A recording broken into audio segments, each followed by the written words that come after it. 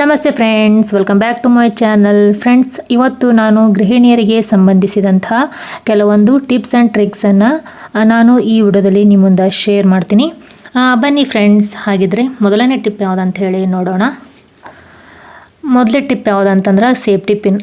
ಇವಕ್ಕನ್ನ ನಾವು ಯಾವುದಾದ್ರೂ ಫಂಕ್ಷನ್ಗಳಿಗೆ ಹೋಗುವಾಗ ರೇಷ್ಮೆ ಸೀರೆಗಳಿಗೆ ಮತ್ತು ಚೂಡಿದಾರ, ಲೆಹಂಗಾ ಇವಕ್ಕೆಲ್ಲ ನಾವು ಹಾಕ್ಕೊಳಕ್ಕೆ ಅಂಥೇಳಿ ಈ ಸೇಫ್ಟಿ ಪಿನ್ಗಳನ್ನು ಬಳಕೆ ಮಾಡ್ತೀವಿ. ಇವಕ್ಕನ್ನ ನಾವು ಒಂದು ಬಾರಿ ಬಳಕೆ ಮಾಡಿದ ನಂತರ ಮತ್ತೊಮ್ಮೆ ನಾವು ಬಳಕೆ ಮಾಡೋಕ್ಕೆ ಹೋದ್ವಿ ಅಂತಂದ್ರೆ ಅವು ಜಂಗ್ ಆಗಿಬಿಟ್ಟಿರ್ತಾವೆ. ಆ ರೀತಿ ಜಂಗ್ ಆಗಬಾರ್ದು. ಸೇಫ್ಟಿ ಪಿನ್ನ ಜಾಸ್ತಿ ದಿನ ನಾವು ಫಸ್ಟ್ ಮೊದಲು ತಂದಾಗ ಯಾವ ರೀತಿ ಇರ್ತಾವೋ ಅದೇ ರೀತಿ ಬಳಕೆ ಬರಬೇಕು ಅಂತಂದ್ರೆ ಇವಕ್ಕನ್ನ ನಾವು ಒಂದು ಡಬ್ಬದಲ್ಲಿ ಈ ರೀತಿ ಟಾಲ್ಕಮ್ ಪೌಡರ್ನ ಹಾಕ್ಬಿಟ್ಟು ಎಲ್ಲ ಸೇಫ್ಟಿ ಪಿನ್ಗಳನ್ನು ಈ ಟಾಲ್ಕಮ್ ಪೌಡರ್ ಒಳಗೆ ಹಾಕ್ಬಿಟ್ಟು ನಾವು ಈ ಡಬ್ಬದಲ್ಲಿ ಈ ರೀತಿ ಸ್ಟೋರ್ ಮಾಡಿಟ್ವಿ ಅಂತಂದ್ರೆ ಜಾಸ್ತಿ ದಿನಗಳ ತನಕ ಆ ಸೇಫ್ಟಿ ಪಿನ್ ಎಂಬುದು ಜಂಗ್ ಆಗೋದಿಲ್ಲ. ನಾವು ಮೊದಲಿಗೆ ತಂದಾಗ ಯಾವ ರೀತಿ ಇರ್ತಾವಲ್ಲ ಅದೇ ರೀತಿ ಇರ್ತಾವೆ. ನೋಡ್ತಿರ್ಬೋದು ಫ್ರೆಂಡ್ಸ್, ಈ ರೀತಿ ನಾವು ಪೌಡರಲ್ಲಿ ಅದ್ಬಿಟ್ಟು ನಾವು ಈ ರೀತಿ ಇಟ್ವಿ ಅಂತಂದ್ರೆ ನಾವು ಬಳಕೆ ಮಾಡೋ ಮುಂದಾಗ ಒಂದೊಂದು ಪಿನ್ನ ತೊಗೊಂಡು ನಾವು ಯೂಸ್ ಮಾಡ್ಕೋಬೋದು. ಒಂದು ವೇಳೆ ಜಂಗ್ ಆದಂತಹ ಸೇಫ್ಟಿ ಪಿನ್ನನ್ನು ನಾವು ಸೀರೆಗಳಿಗೆ ಮತ್ತು ಲೆಹಂಗಾ ಅವಕ್ಕೆಲ್ಲ ನಾವು ಬಳಕೆ ಮಾಡಿದ್ವಿ ಅಂತಂದ್ರೆ ಆ ಬಟ್ಟೆಗಳು ಹಾಳಾಗುವಂತಹ ಸಾಧ್ಯತೆ ಇರುತ್ತೆ. ಅದಕ್ಕೋಸ್ಕರವಾಗಿ ಸೇಫ್ಟಿ ಪಿನ್ನನ್ನು ನಾವು ಜಾಸ್ತಿ ದಿನ ಮೊದಲಿಗೆ ತಂದಾಗ ಯಾವ ರೀತಿ ಇರ್ತಾವೆ ಅದೇ ರೀತಿ ಇರಬೇಕಂತಂದ್ರೆ ಈ ರೀತಿ ನಾವು ಬಳಕೆ ಪೌಡರ್ನ ಹಾಕಿ ನಾವು ಯೂಸ್ ಮಾಡ್ಬೋದು. ಅದೇ ರೀತಿ ಇಲ್ಲಿ ನೋಡ್ತಿರ್ಬೋದು ಎರಡನೇ ಟಿಪ್ ಯಾವುದಂತಂದ್ರೆ ಇಲ್ಲಿ ಈ ರೀತಿ ಬಳೆಗಳನ್ನು ನಾವು ಯೂಸ್ ಮಾಡ್ತಿರ್ತೀವಿ. ಯಾವುದಾದ್ರೂ ಫಂಕ್ಷನ್ಗಳಿಗೆ ಹೋಗಬೇಕಾದ್ರೆ ಆ ಬಳೆಗಳನ್ನು ನಾವು ಯೂಸ್ ಮಾಡಿಬಿಟ್ಟು ಒಂದೆರಡು ಬಾರಿ ಯೂಸ್ ಮಾಡಿಬಿಟ್ಟು ಇವಕ್ಕನ್ನ ಹೊರಗಡೆ ಇಟ್ವಿ ಅಂತಂದ್ರೆ ಇವು ಬಂಗಾರದ ಬಳೆ ಅಲ್ಲ ಫ್ರೆಂಡ್ಸ್. ಇವಕ್ಕನ್ನ ಈ ರೀತಿ ನಾವು ರೋಲ್ಡ್ ಗೋಲ್ಡ್ ಬಳೆಗಳನ್ನು ಒಂದೆರಡು ಬಾರಿ ಯೂಸ್ ಮಾಡಿ ಹಾಗೆ ನಾವು ಕಡೆಗೆ ಇಟ್ವಿ ಅಂತಂದ್ರೆ ಇವು ಒಳಗಿನ ಭಾಗ ಕಪ್ಪಾಗುವ ಸಾಧ್ಯತೆ ಇರುತ್ತೆ. ಅದಕ್ಕೋಸ್ಕರವಾಗಿ ನಾವು ಬಳಕೆ ಮಾಡಿಬಿಟ್ಟು ಇವಕ್ಕನ್ನ ಈ ರೀತಿ ಬಾಕ್ಸ್ ಅಂತ ಹೇಳಿ ಕೊಟ್ಟಿರ್ತಾರೆ. ಈ ಬಾಕ್ಸಲ್ಲಿ ನಾವು ಇದೇ ರೀತಿ ಇಟ್ವಿ ಅಂತಂದ್ರೆ ಇವು ಯಾವುದೇ ರೀತಿ ಗಾಳಿ ಆಡೋದಿಲ್ಲ. ಮತ್ತು ಇದಕ್ಕೆ ನಾವು ಮೊದಲಿಗೆ ತಂದಾಗ ಯಾವ ರೀತಿ ಇರ್ತಾವೋ ಅದೇ ರೀತಿ ನೀಟಾಗಿ ಇರ್ತಾವೆ. ಈ ರೀತಿ ನಾವು ಬಳಕೆ ಮಾಡಿಬಿಟ್ಟು ಈ ರೀತಿ ಡಬ್ಬದಲ್ಲಿ ಹಾಕಿ ಇಡ್ಬೇಕು ನೋಡಿ. ಅದೇ ರೀತಿ ಮುಂದಿನ ಟಿಪ್ ಯಾವುದಂತಂದ್ರೆ ಈ ರೀತಿ ನಾವು ರೋಲ್ಡ್ ಗೋಲ್ಡ್ ಇಯರಿಂಗ್ಗಳನ್ನು ಯೂಸ್ ಮಾಡ್ತಿರ್ತೀವಿ. ಅವಸರದಲ್ಲಿ ನಾವು ಯಾವುದಾದ್ರೂ ಫಂಕ್ಷನ್ಗಳಿಗೆ ಹೋಗ್ತಿರ್ತೀವಿ. ಅದರಲ್ಲಿ ಒಂದು ಇಯರಿಂಗ್ ಸಿಕ್ತಂದ್ರೆ ಮತ್ತೊಂದು ಸಿಗಂಗಿಲ್ಲ. ಆ ರೀತಿ ಆಗಬಾರ್ದು. ಎಲ್ಲನೂ ಒಂದೇ ಕಡೆ ಇರಬೇಕಂತಂದ್ರೆ ಈ ರೀತಿ ನೋಡ್ತಿರ್ಬೋದು ಫ್ರೆಂಡ್ಸ. ಇಲ್ಲಿ ಒಂದು ರಟ್ಟನ್ನು ನಾನು ತೊಗೊಂಡಿನಿ. ಇದಕ್ಕೆ ನಾನು ಒಂದು ಇಯರಿಂಗನ್ನು ಈ ರೀತಿ ಹಾಕ್ಲಾಕತ್ತೀನಿ. ಮತ್ತು ಅದರ ಜೋಡಿ ಇಯರಿಂಗನ್ನು ಕೂಡ ಅದರ ಮಗ್ಗಲಲ್ಲಿ ಹಾಕ್ಬಿಟ್ಟು ನಾನು ಜೋಡಿಸಿಡ್ತೀನಿ. ಈ ರೀತಿ ನಾವು ಟೈಮ್ ಸಿಕ್ಕಾಗೆಲ್ಲ ಅವಕ್ಕನ್ನ ಎಲ್ಲ ಹುಡುಕಾಡ್ಬಿಟ್ಟು ಒಂದೇ ಕಡೆ ನಾವು ಈ ರೀತಿ ಸೇಫಾಗಿ ಎತ್ತಿಟ್ವಿ ಅಂತಂದ್ರೆ ಯಾವುದಾದ್ರೂ ಫಂಕ್ಷನ್ಗಳಿಗೆ ಹೋಗುವಾಗ ನಮಗೆ ಸಡನ್ನಾಗಿ ಎಲ್ಲ ಇಯರಿಂಗ್ಸ್ಗಳು ಸಿಗ್ತಾವೆ. ಆವಾಗ ನಾವು ಮ್ಯಾಚಿಂಗ್ ಇಯರಿಂಗನ್ನು ಹಾಕ್ಕೊಂಡ್ಬಿಟ್ಟು ಫಂಕ್ಷನ್ಗಳಿಗೆ ಹೋಗ್ಬೋದು. ಇಲ್ಲಿ ನೋಡ್ತಿರ್ಬೋದು ನಾವು ಈಗ ಒಂದು ಇಯರಿಂಗನ್ನು ಹಾಕಿನಿ. ಅದೇ ರೀತಿ ಮತ್ತು ಎರಡನೇ ಜೋಡಿ ಇಯರಿಂಗನ್ನು ಕೂಡ ಅದರ ಸೈಡಲ್ಲಿ ಈ ರೀತಿ ಅಟ್ಯಾಚ್ ಮಾಡಾಕತ್ತೀನಿ. ಇವಾಗ ಇದೇ ರಟ್ಟಲ್ಲಿ ನಾನು 2 ಜೋಡಿ ಇಯರಿಂಗನ್ನು ಹಾಕಿನಿ ನೋಡ್ತಿರ್ಬೋದು. ಮತ್ತು ಇನ್ನೊಂದು ಜೋಡಿ ಇಯರಿಂಗನ್ನು ಕೂಡ ನಾವು ಆ ಕಡೆ ಮೇಲ್ಭಾಗದಲ್ಲಿ ಹಾಕ್ಬೋದು. ಒಟ್ಟು ಈ ರಟ್ಟಲ್ಲಿ ನಾವು ಟೋಟಲ್ ಆಗಿ 4 ಜೋಡಿ ಇಯರಿಂಗ್ಸ್ಗಳನ್ನು ನಾವು ಜೋಡಣೆ ಮಾಡಿ ಒಂದು ಬಾಕ್ಸಲ್ಲಿ ಹಾಕಿ ಎತ್ತಿಟ್ವಿ ಅಂತಂದ್ರೆ ಫಂಕ್ಷನ್ಗಳಿಗೆ ಹೋಗುವಾಗ ನಾವು ಸಡನ್ ಆಗಿ ತೊಗೊಂಡ್ಬಿಟ್ಟು ಯೂಸ್ ಮಾಡ್ಕೋಬೋದು. ಹಾಗೆ ಮುಂದಿನ ಟಿಪ್ ಯಾವುದಂತಂದ್ರೆ ಫ್ರೆಂಡ್ಸ್, ಈ ರೀತಿ ಕುಕ್ಕರ್ ಒಳಗೆ ಏನಾದರೂ ನಾನ್ ವೆಜ್ಜನ್ನು ಮಾಡಿರ್ತಾರೆ. ಈ ನಾನ್ ವೆಜ್ ವಾಸನೆ ಕೆಲವೊಬ್ಬರಿಗೆ ಇಷ್ಟ ಆಗುತ್ತೆ, ಕೆಲವೊಬ್ಬರಿಗೆ ಇಷ್ಟ ಆಗಂಗಿಲ್ಲ.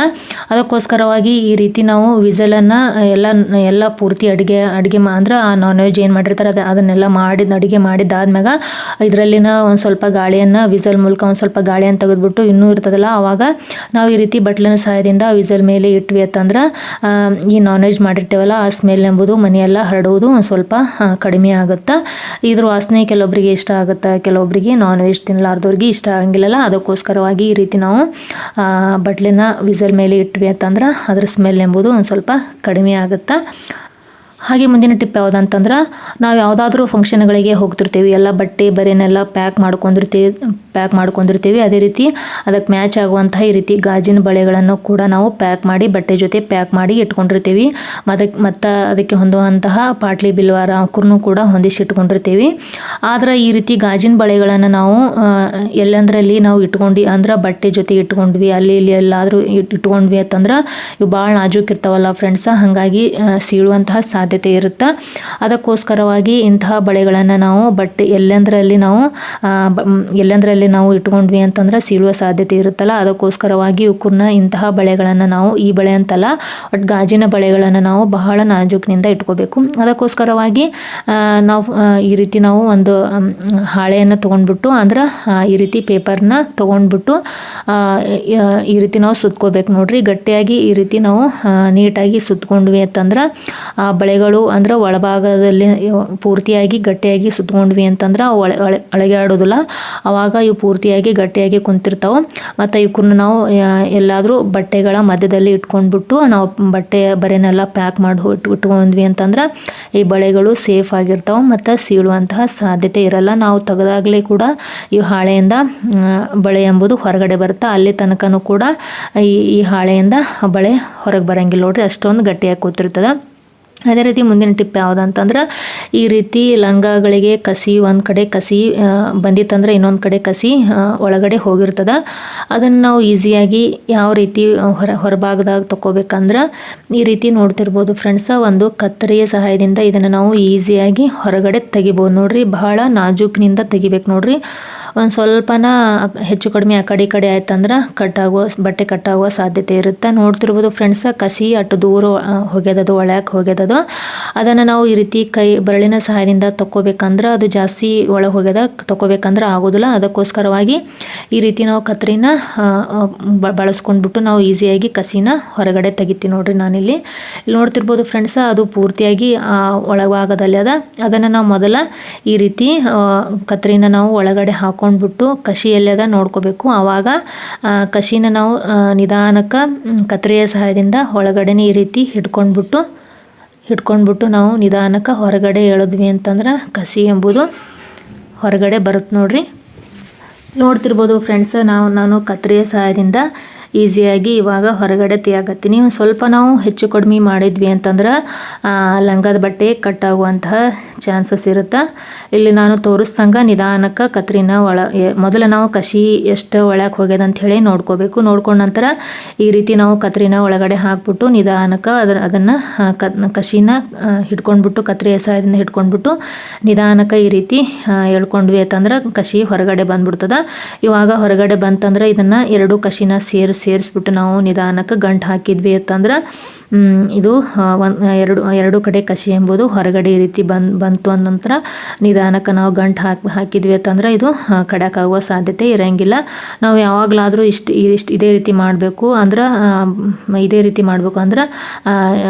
ಲಂಗದ ಕಸಿ ಆಗಲಿ ಮತ್ತು ಪ್ಯಾಂಟಿನ ಕಸಿ ಆಗಲಿ ಈ ರೀತಿ ನಾವು ಗಂಟು ಹಾಕಿಟ್ವಿ ಅಂತಂದ್ರೆ ಅದು ಎರಡೂ ಕಡೆ ಸೇಫಾಗಿ ಇರುತ್ತೆ.